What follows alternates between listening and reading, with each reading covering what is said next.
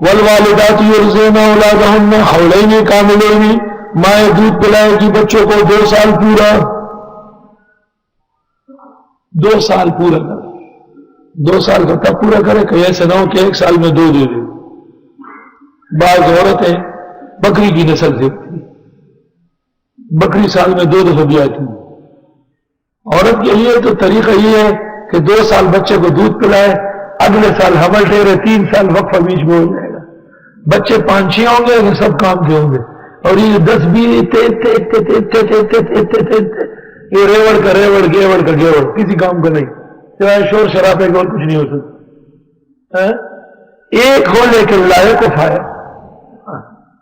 الحمدللہ میں اللہ کے حکم کے موانع ذکر نہیں کرتا، میں لوگوں کے اور انسانوں کی بے اعتدالی ذکر کرتا ہوں۔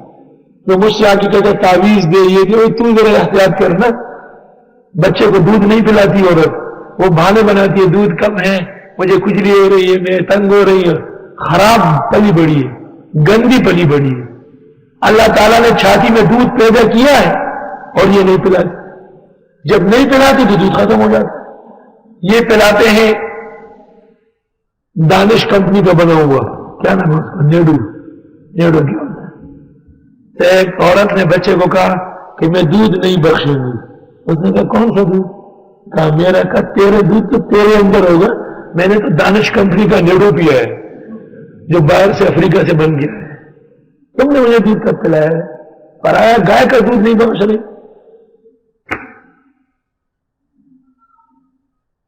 دودھ میں خاص عنایت ہے، حدیث میں کوئی انسان بھی دودھ پیش کرے واپس نہیں، ثلاثۃ لا ترد، ماں کی چھاتیوں میں اللہ دودھ لا رہا ہے، بچے کو پلائے، 1 قطرہ ہو یا 2 قطرے، قرآن کہتا ہے تمہاری ساری فیشن اور کلچر پر لعنت ہے جو قرآن کے مقابلے میں ہے۔ یہ کسی مولوی، کسی خطیب اور صحافی کی لکھی ہوئی کتاب ہے کیا؟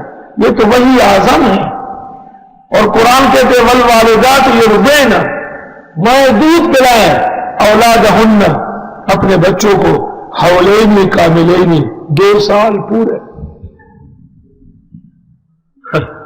2 سال پورے۔ اور 2 سال کیسے پورے ہوں گے بھائی؟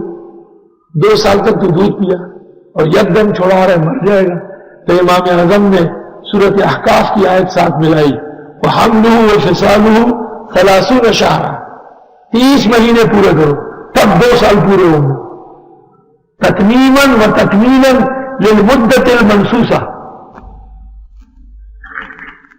اس لیے فقہاء حنفیہ لکھتے ہیں 2 سال قطعی ہے اور 6 مہینے تمرینی ہے۔ بچے کو بسکٹ دودھ، بچے کو کھانا دودھ، بچے کو یہ اور وہ۔ اس کہنے کی ضرورت کیوں آئی پیش؟ اس لیے کہ طلاق کا مسئلہ ہے۔ عام طور پر جب طلاق ہو جاتی ہے، عورت جدا ہو جاتی ہے، خاوند علیحدہ، اس کے بعد بچے کیسے پلیں گے؟ اگر شیرخوار بچہ ہے تو ماں دودھ پلائے گی، لیکن ماں کا خرچہ اور نان نفقہ بچے کا باپ دے گا۔ اور ویسے بھی بچے مطلقہ عورت کے پاس، تفریق شدہ عورت کے پاس، لڑکی 12 سال تک اور لڑکا 9 یا 10 سال تک، جس کو حق کے خزانت کرتے ہیں، جب تک وہ کپڑے پہننا، ضروریات زندگی سنبھالنا سیکھ نہ لے، ماں کے پاس رہیں گے۔ جن لوگوں نے طلاق کے بعد بچے ماں سے چھینے ہیں، وہ قیامت کے دن رسول اکرم صلی اللہ علیہ وسلم کی شفاعت کی امید نہ کریں۔ آپ نے فرمایا میں ایسے لوگوں کی شفاعت نہیں کروں گا جو قصداً میری سنتوں کو لتاڑ دے۔ لمن اراد ان یتم الرضاعہ، جو چاہتے ہو کہ پوری کر لے رضاعت کی مدت، وعلی المولود لہ رزقہن، اور بچے کے باپ پر رزق ہے خاتون کا، وکسوتہن، کپڑا ہے بالمعروف، دستور کے مطابق، جب وہ دودھ پلاتی ہے تو خرچہ دو۔